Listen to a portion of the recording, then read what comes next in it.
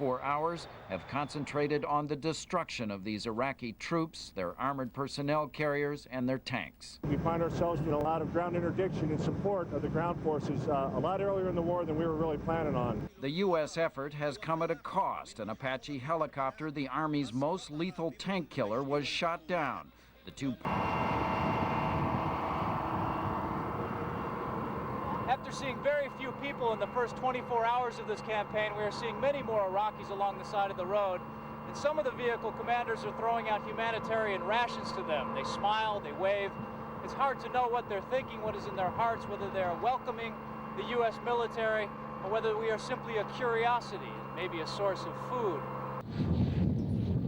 When you have 40-mile-an-hour winds whipping up the sand, which is all around you, these men can still move in their tanks and in their Bradleys. They can still fight in their tanks and in their Bradleys. But what cannot be done is you can't get those Warthogs, those A-10s up in the air. You can't get the Apache longbow helicopters up in the air. Trying to run interference for troops on the ground, and analysts say they are powerful weapons, perhaps the most lethal helicopters ever designed. They carry 30-millimeter guns, an array of rockets, and laser-guided Hellfire missiles. They have a top range of 170 miles an hour and a range of 300 miles. They are highly maneuverable, and if they came back to base with bullet holes in them, analysts say that's because they were doing a dangerous job. The aircraft is armored and can take a lot of hits. But the Apaches also have a history as finicky machines. Government audits reported costly maintenance problems in the late 1990s. The Pentagon says those problems have been solved, and the Apaches proved themselves in Afghanistan. They took a lot of fire, but they kept flying, and in fact, they were very effective. So the aircraft is a tough aircraft. To tighten their grip on Basra with a checkpoint on the outskirts. Now it's been declared an official military target. Soldiers have begun to shell Iraq's second biggest city. With a population of 2 million, civilian casualties are inevitable. Defense Secretary Jeff Hoon had said he was cautious about sending troops in. But elements of the Iraqi army have retreated into civilian areas of Basra, and it seems their attempt to suck Britain into guerrilla-type warfare has succeeded.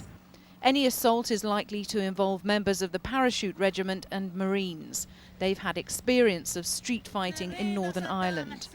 The pressure was on to resolve the fighting in and around Basra. With water and power supplies cut off, the International Committee of the Red Cross has warned that a humanitarian crisis is just around the corner. Any aid will have to come through Qasr, Iraq's only deep water port. British troops may have secured the main road into this town. An American firm has even been given a $5 million contract to manage the port. But 6 days into this war, they're still fighting here. This Iraqi soldier has decided the war's over for him, but he said more than 100 others were holding out.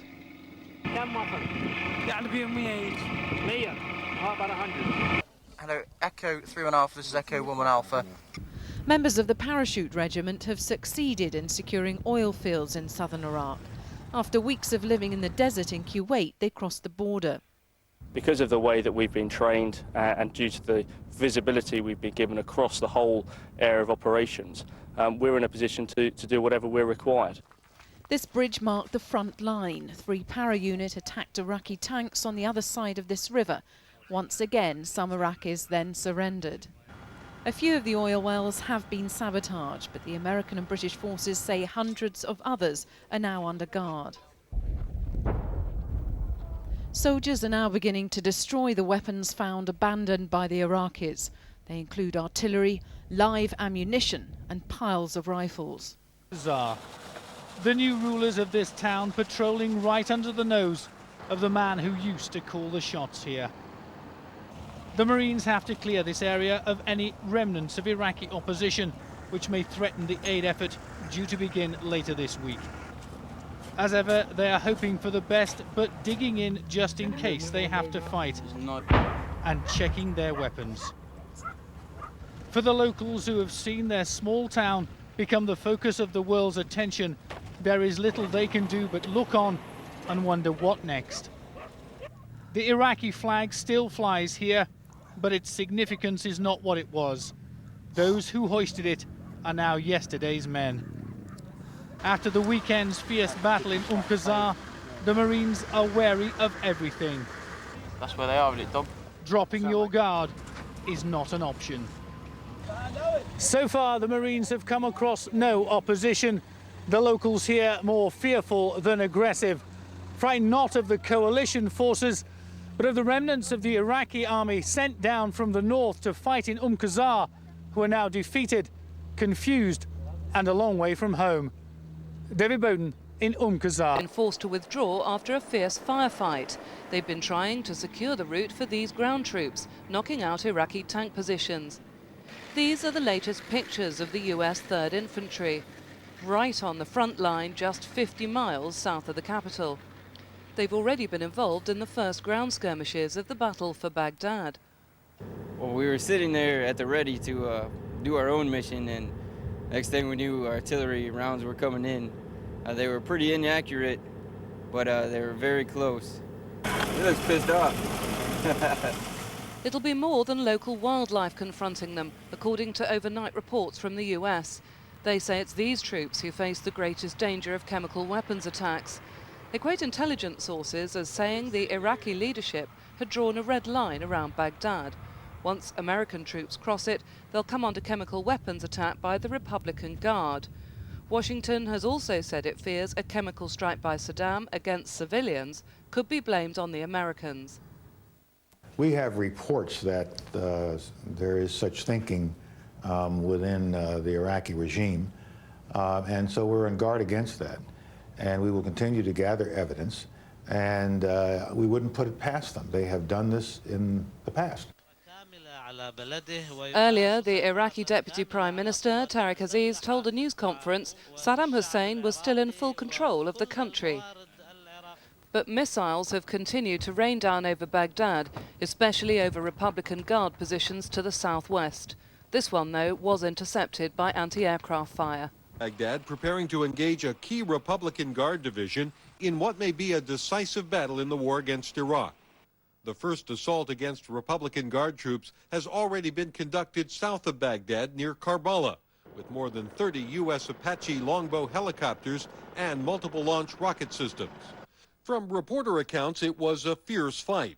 One Apache was lost, forced to put down in a field. All the other helicopters involved in the mission did accomplish the mission and returned safely to base. The downed Apache was later destroyed by a U.S. airstrike, and most of the other helicopters on the mission sustained some damage from heavy Iraqi gunfire. Pentagon sources say punishing airstrikes are now in store to soften up the dug-in troops. In fact, sources say about half of the airstrikes conducted in the last 36 hours have been directed at Republican Guard positions around Baghdad, including one of the best divisions, the Medina Division.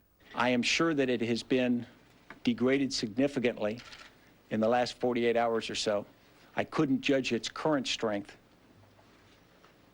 but it is a linchpin to the consistency of the Republican Guard defense. U.S. commanders insist they are not at all surprised by the stiff Iraqi resistance. We have come across dead enders, and we've had some terrific firefights with some of these. Not unexpected. I think our people are prepared to fight this war. The Pentagon says most of the battle deaths so far are the result of deadly deceptions by fanatical Iraqi fighters, known as the Fedayeen Saddam, who the Pentagon alleges have staged false surrenders and posed as liberated civilians in order to ambush U.S. troops. Such acts are strictly prohibited because they make it extraordinarily difficult for coalition forces to accept surrendering forces or protect civilians. Some liken these acts to terrorism. Meanwhile, U.S. intelligence suggests some Republican Guard units may have been ordered to use chemical weapons if U.S. troops cross an imaginary red line around Baghdad. Pentagon officials say they will prosecute as war criminals anyone who either issues or carries out such an order.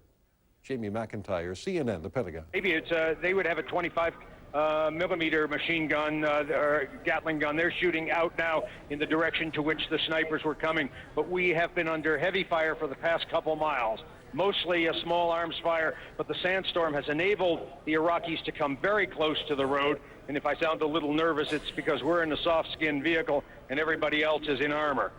Back to you, Carol or Anderson. We do have the General. General Grange is here now with us, Walter, and he's going to throw a few questions at you right now. I want to talk more about the weather and how it has helped and hurt.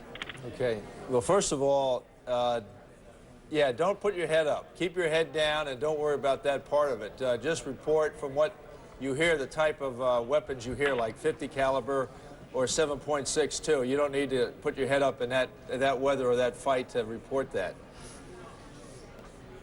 Can you hear me? Mostly we're hearing 7.62. Yes, mostly we're hearing 7.62. There are some 50 calibers, but they're behind me, and I can't tell whether they're coming from the Iraqis off to our right or whether they're being fired from, let's say, the Abrams tanks behind us. One question Anderson had a while earlier was, does this hurt or help U.S. troops? I guess on balance it hurts, because at this point we would be calling in close air support. The helicopters, the Kiowas, would be supporting us, defending our flanks, but there is no visibility whatsoever. Nothing can be seen beyond the length of a football field in this sandstorm, and as I say, that gives the Iraqis cover to come right up close to the road. And judging by this fire, we can hear the soldiers inside those Bradleys and the tanks can hear the Iraqi bullets dinging off the steel plating along the sides. And Walter, General Anderson? Carol, too, those helicopters, they do have the capability to go up in such weather, but right now it wouldn't help anyway. It would be very dodgy trying to fly a helicopter in a sandstorm like this. Very dodgy. The reason being that they fly at 80 miles an hour and they could come upon a high tension line that they would not know was there. They have to fly slower and closer to the ground. That makes them vulnerable to the small arms fire that the Iraqis have. Carol? The tip of the spear, actually, the Bone Crusher, another troop, was ahead of us earlier, but they're moving in a slightly different direction. Again, no one is out there in other words, the territory on both sides of the road is not held by the 7th Cavalry or any U.S. troops at this point. This is a spear moving forward. Bone Crusher troop went out earlier. They took the bridge first. Apache followed. I'm riding with the Apache troop. Bone Crusher is headed towards one objective. Apache is headed towards a slightly different objective. Carol? Behind to mop up lingering resistance, and there are difficulties. This tank's part of the force around the southern city of Basra. The original approach was merely to surround the city, hoping its population might welcome coalition forces. Instead, there's been fierce resistance from more than 1,000 fighters loyal to Saddam Hussein, and artillery's been used. But commanders are downplaying suggestions that this is a change of tactics. What's going on there are these unconventional forces, the people who really have gripped the people of Iraq in fear. The Saddam Fayadeen, for example, the Ba'ath Party militia, and the Special Security Operation. And these are bunches of determined men who will fight hard because they have no future in the new Iraq. And it is they that we have to get at. We've always known we'd have to get at them, and we did that last night in Azubaya. We went to their headquarters and engaged in contact with them, killed a number of them, and made it quite clear to them, we, the British Armed Forces, are up for this, and you are going to have a very hard time.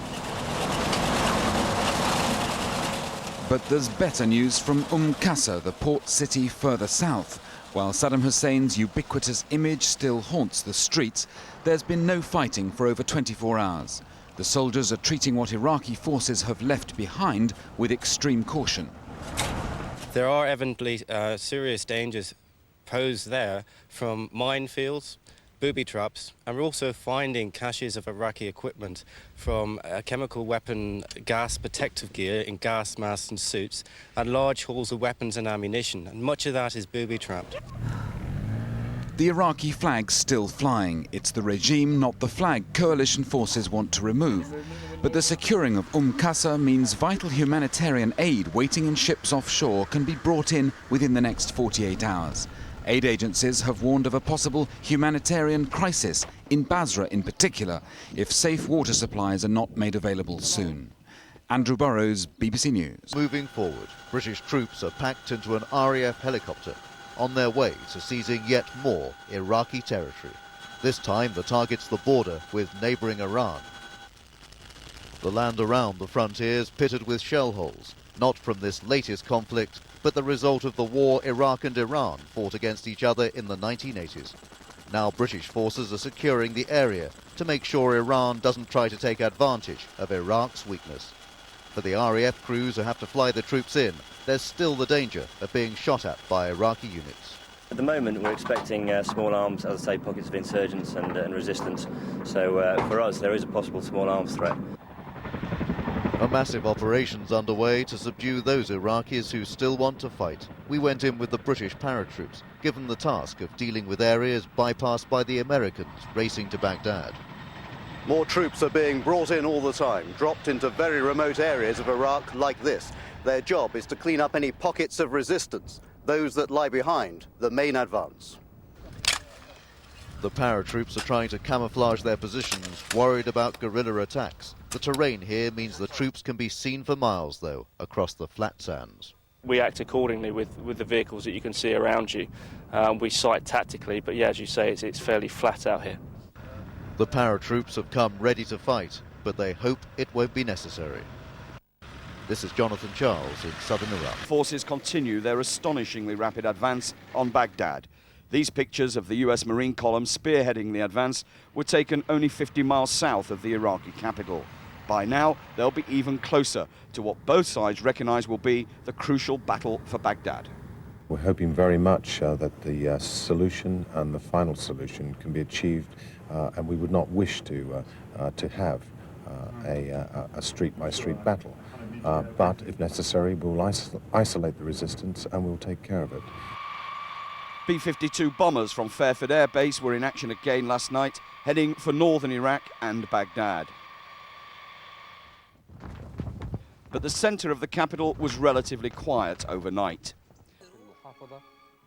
The fear now is that Saddam Hussein has already instructed his troops to use chemical or biological weapons in the struggle for Baghdad.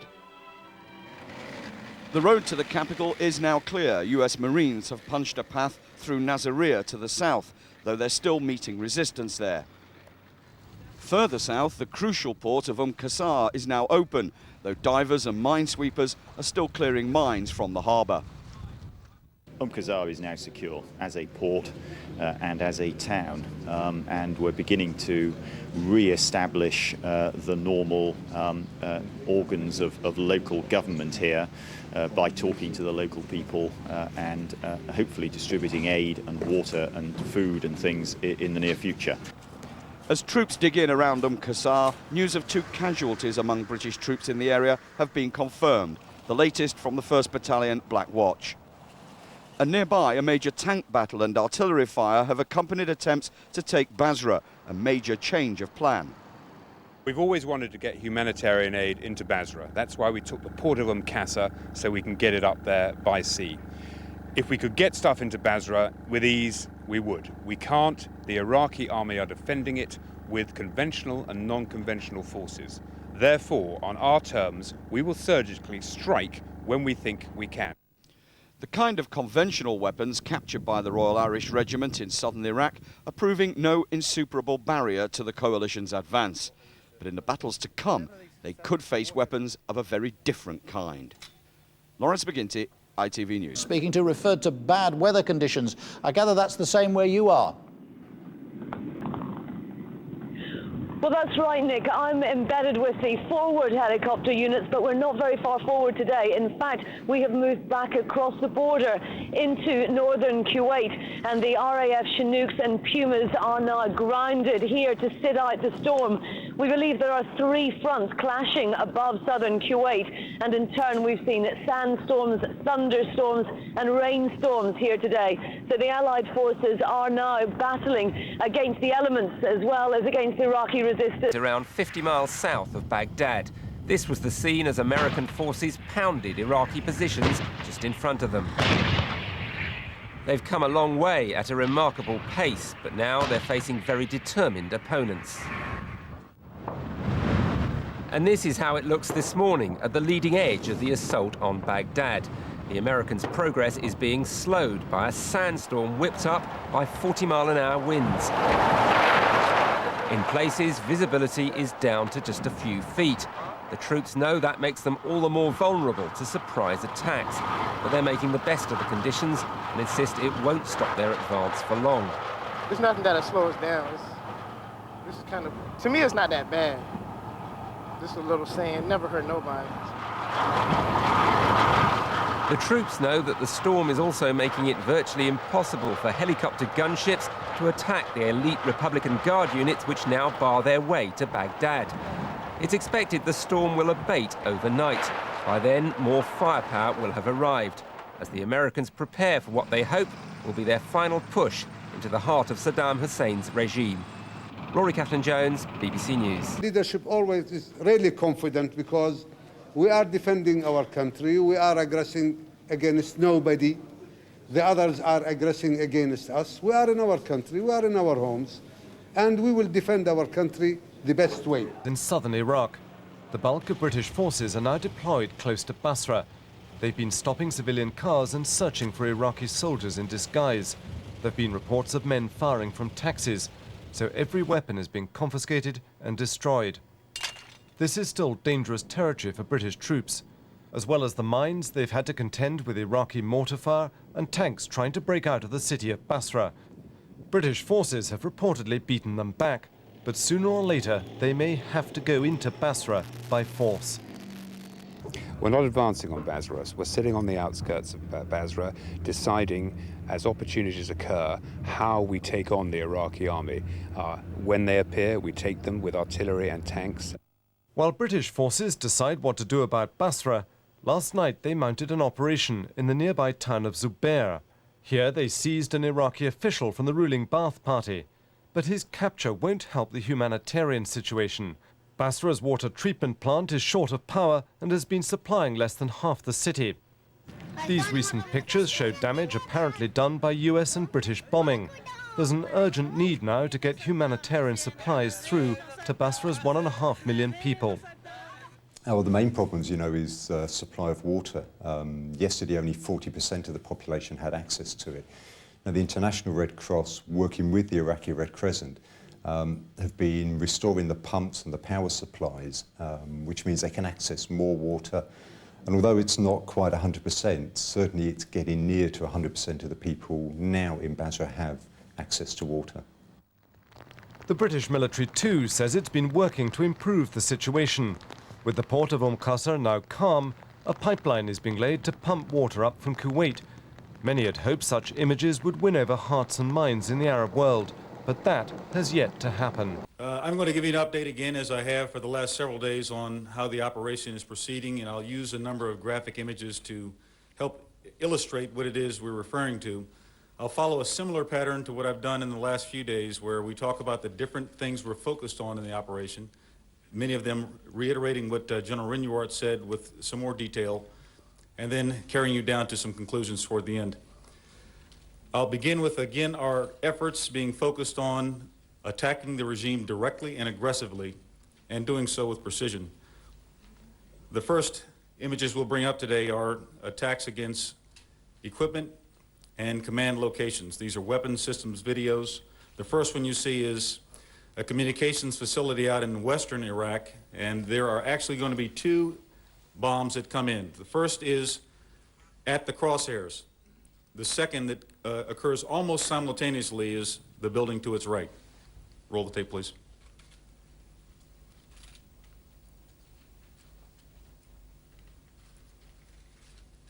The next one is an armored personnel carrier in eastern Iraq.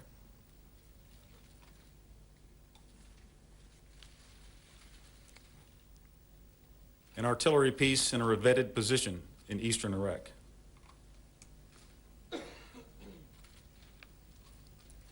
A tank in a defensive position in central Iraq.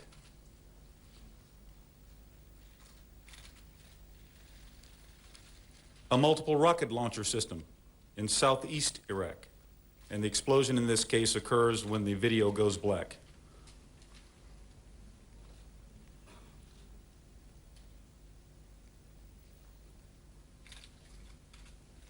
Equally effective are our strikes against regime targets and the key command control communications and information nodes. As I've done before, I'll show you some before and after images.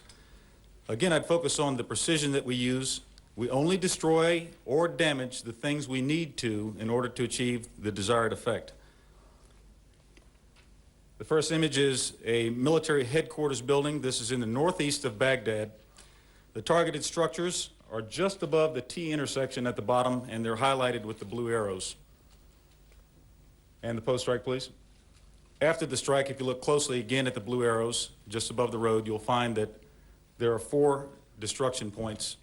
The center of the longest building is completely destroyed. And then the 2 of them side by side. The second set of images shows a water treatment plant in northwest Iraq. I might say in this case the regime deliberately put the plant and the residents of the surrounding area at risk by constructing a building to hide short-range ballistic missiles near the plant.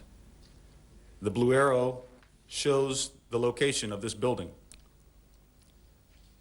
In the post-strike image, only the hide site is destroyed. And the side-by-side comparison, please. Our coalition special operations forces do indeed continue to conduct a full array of missions, including last night's parachute assault in the hours of darkness to seize a desert landing strip. And this short video shows the jump. I'll describe some of the action of what you're seeing. This is being filmed by an escort aircraft that was part of the package. Exiting the aircraft. We had a combat camera team inside the aircraft to give you an insight into what happens on a jump out of the back ramp. And in the completion of the operation, they continue their mission.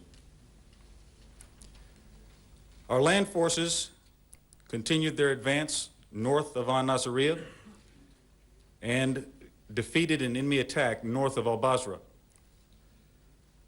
Let's bring up the map, please. You see them highlighted here, and the zoom map shows a closer image of the areas we're referring to. Let me highlight the attack that occurred north of Al-Basra. There's some things that are worthy of note. The attack began with the arrival of several tanks which were repelled. Shortly after the battle was joined, a bus, a civilian bus with people in civilian clothes, and several civilian vehicles joined the battle. Out of those vehicles came Fedayeen Saddam in civilian clothes with weapons. The attack was repelled. We're beginning to see trenches filled with oil being ignited in the city of Baghdad. These 2 images will show you. I'll show you the one first and describe it. At the blue arrows at the bottom along the road, and in several places, ringing all of Baghdad, also up in the north and some in southern areas as well. Trenches have been dug, filled with oil, and prepared to be ignited. We're not certain what the purpose would be. Our coalition maritime forces continued clearing the Khar Abdullah, and that will open the way for the very important humanitarian supplies to flow in here very, very soon. They also continued to counter ongoing regime efforts to mine the North Arabian Gulf waters clandestinely. I would highlight that yesterday an Iraqi dhow, a civilian vessel, was intercepted in the North Arabian Gulf. Upon closer inspection, it was found to be a mine layer. Mines on board. It was subsequently destroyed. Our efforts to communicate with the Iraqi people and the Iraqi military continue. We're currently broadcasting on 5 different radio frequencies, 24 hours a day, and have been doing so since the 17th of February. This is life-saving information that's being broadcast, as it has been the whole time. Additionally, I mentioned to you our leaflet efforts yesterday. Last night alone, 120,000 more leaflets were dropped. I'll show you an example of 2 leaflets that have been dropped that express the importance of not using weapons of mass destruction nor supporting the use of weapons of mass destruction. The first one, and these are actual leaflets, the first one says basically that we can see any movements and any attempts to use the weapons of mass destruction. That should be avoided because there will be accountability. The second one is a reminder that no one benefits from the use of weapons of mass destruction. We continue our efforts as well to preserve and ensure Iraqi's future. There's a video clip that I would like to show you of the movement of some humanitarian daily rations to a forward location. This is away from this area and has been moved to a forward location. A C-130 flew in carrying a plane load of humanitarian daily rations to be used as soon as we can get them moved in. Loaded them up and moved them out, so they'll be ready to go as soon as we have the requirement.